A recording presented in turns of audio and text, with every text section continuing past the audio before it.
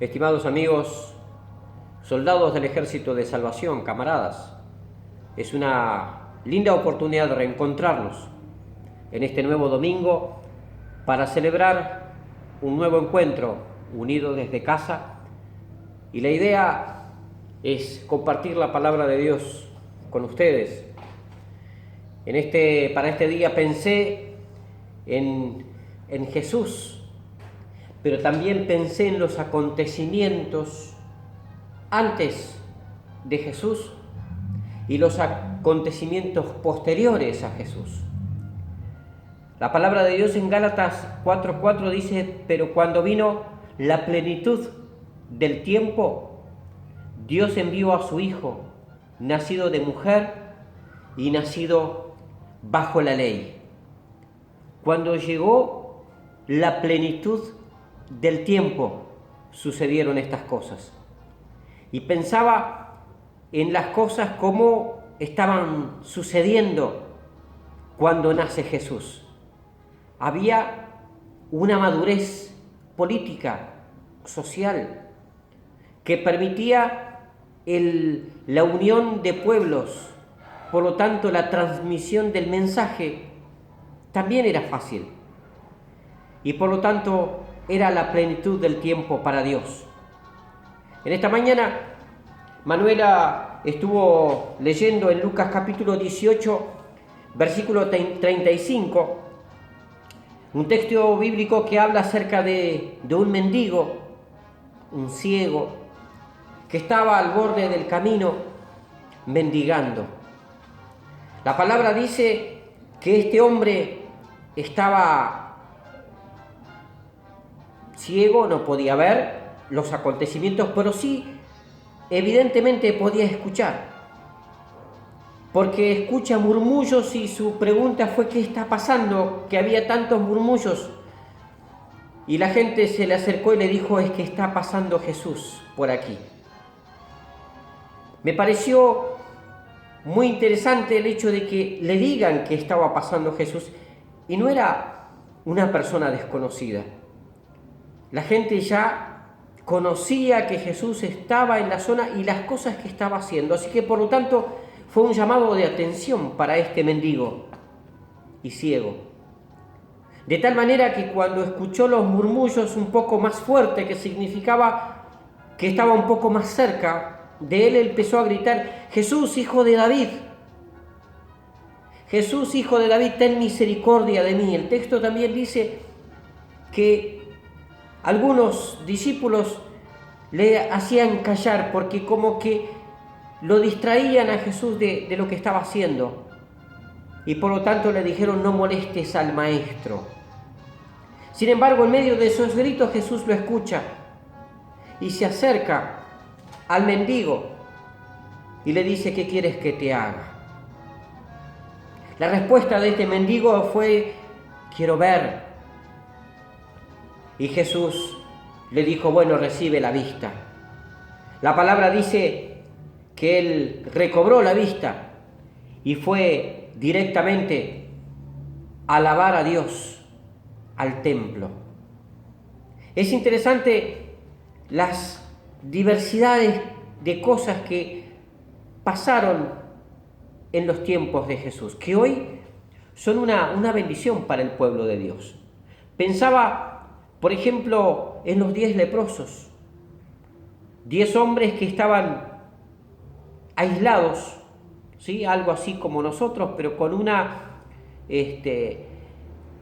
algo un poco más fuerte todavía, porque ellos tenían que aislarse porque ellos eran considerados inmundos. No podían ver a su familia.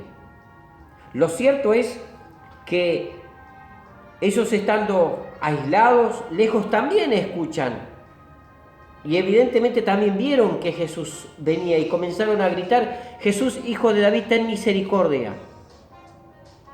Y Jesús dice que no se acercó mucho a ellos, les habló un poco de lejos y les dice: vayan, preséntense al sacerdote, como diciendo: vayan a la iglesia. Vayan a la iglesia y den gloria a Dios. Estos 10 hombres, dice la palabra, que salieron y a medida que transitaban se iban sanando. Y uno de ellos regresa a Jesús, se dio cuenta de que estaba sano, regresa a Jesús para darle gracias, y Jesús le dice: ¿ustedes no eran 10? ¿Dónde están los otros 9? Y aquí el llamado de atención y la invitación a ustedes. Amigos, hermanos, cuando pase todo esto, hay que venir a la casa de Dios y darle gracias y darle gloria, porque Él nos resguardó, porque Él nos cuidó. Muchos estuvieron enfermos y Dios los sanó. No desaparezcan como estos 9 leprosos que después no se supo más de ellos. Sin embargo, este otro leproso dice que comenzó a seguir a Jesús, junto con los otros discípulos. Las apariciones de Jesús. En los primeros 3 días de Jesús tiene una invitación a una boda, la boda de Caná. Aparece este episodio tan interesante donde aparentemente hay una gran fiesta, Jesús en el medio, los discípulos, su mamá, su madre. Y lo que sucede es de que la fiesta comenzó a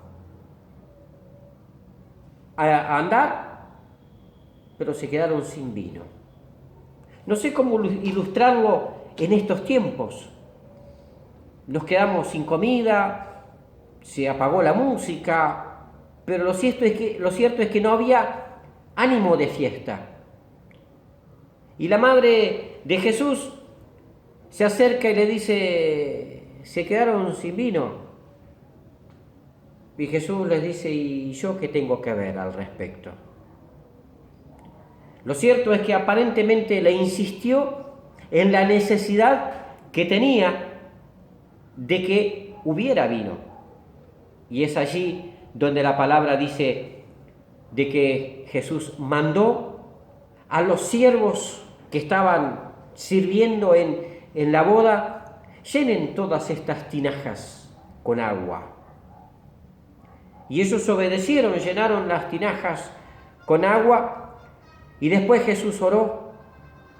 Y después que hubo orado les dijo: bueno, ahora sírvanle a la gente que siga la fiesta. Y esas tinajas de agua se convirtieron en el mejor vino de la noche. Elogiaron al dueño de la fiesta, que les dijo que bueno, que éste guardó el mejor vino para el final. Pero ese era el toque de Jesús, de convertir el agua en vino.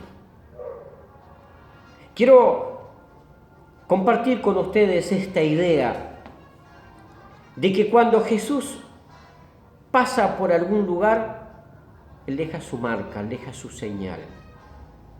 Le pasó al mendigo, le pasó a Marta, María y Lázaro, le pasó a los 10 leprosos, pasó en esta boda donde se habían quedado sin vino. Jesús, cada vez que aparece en escena, Él alguna cosa hace. Tendríamos que ilustrar un poquito cuál es nuestra necesidad. Este mendigo le dijo: yo quiero ver. Supongo que los leprosos le habrán dicho: ya no queremos estar enfermos. ¿Qué necesitas en este día para tu vida? ¿Cuál es el espacio que quieres que Jesús ocupe en tu vida? Algunos dirán: no tengo trabajo, otros dirán: estoy enfermo, otros están entristecidos. Hay gente que está viviendo situaciones dramáticas en sus vidas personales. Y este es el momento en que venimos a Jesús.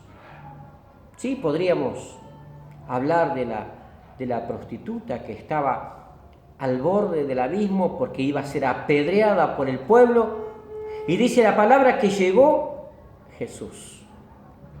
Y cuando llegó Jesús, preguntó: ¿qué está pasando aquí?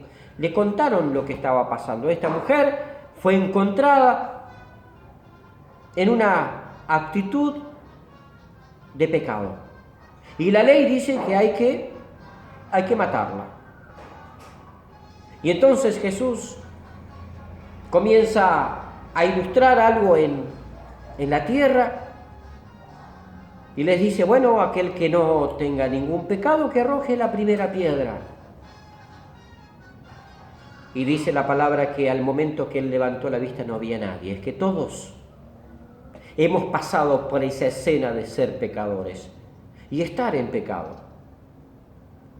Y por lo tanto no tenemos el permiso de acusar a nadie, de matar a nadie. Y Jesús todavía, en este tiempo, Él está presente.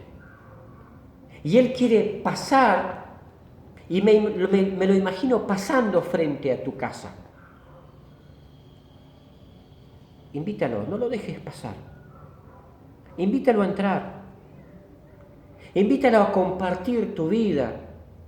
Invítalo a compartir tus cosas. Invítalo a compartir tus problemas, tus necesidades. Y si tienes alegría, invítalo a compartir tus alegrías. Este es el tiempo en que Jesús vuelve a pasar. No lo dejes pasar para no verlo nunca más, no. Invítalo a tu casa. Invítalo a tu vida. Dale un lugar, dale un espacio. Dale tiempo. La palabra de Dios dice que todo tiene su tiempo. Eso dice Eclesiastés. Pero también en Génesis 18:14 dice, ¿hay algo demasiado difícil para el Señor? ¿Crees que hay algo demasiado difícil, demasiado imposible para Dios? El otro día compartí con ustedes la situación de Marta, de María y de Lázaro. Y la palabra de Jesús fue precisamente esa. ¿No te he dicho que si crees verás la gloria de Dios? Te invito a creer. Te invito a reforzar tu fe. Te invito a que Jesús pueda pasar a tu vida, entrar a tu vida para hacer historia, una nueva historia. Y que después puedas contarle al mundo entero, a tus amigos, vecinos, antes de Jesús, mi vida era esta, y poder ilustrarla. Pero un día llegó Jesús. Cuando llegó Jesús, Él cambió todas las facetas de mi vida, y hoy mi vida es otra. Este es el desafío de la iglesia. Este es el desafío de la palabra de Dios. Este es el desafío de que cuando salgamos de este aislamiento espiritual, para resguardarnos estamos unidos desde casa, podamos hablar de las grandes cosas que hizo Jesús en tu vida, en tu casa, en tu familia, y espero que podamos decir en nuestro pueblo, en nuestro país, ha hecho grandes cosas. Que Dios les bendiga en este nuevo día. Disfruten de la presencia de Dios. Hagan posible que Cristo haga historia con ustedes y ustedes hacer historia con Jesús. La otra ilustración que es parte de la Biblia que viene a mi mente, que creo que es una de las más bellas, fue cuando confrontaron al otro ciego que estaba mendigando también frente al templo. Todo el mundo lo conocía, pero lo vieron los sacerdotes y le dijeron, ¿vos no eras ciego antes? Y entonces él dice, yo sé que antes era ciego, pero ahora veo. Me parece extraordinaria, palabra extraordinario el testimonio. Yo antes era ciego, ahora veo. Dios te bendiga, mi hermano, en este nuevo día, Día del Señor. Les saluda el mayor Wilson Faúndez desde el cuerpo de Villa Elvira, La Plata, Buenos Aires, Argentina. Les envío un fuerte abrazo, unidos desde casa, para honrar a Dios por las grandes cosas que Él hará en nuestras vidas. Aleluya. Amén.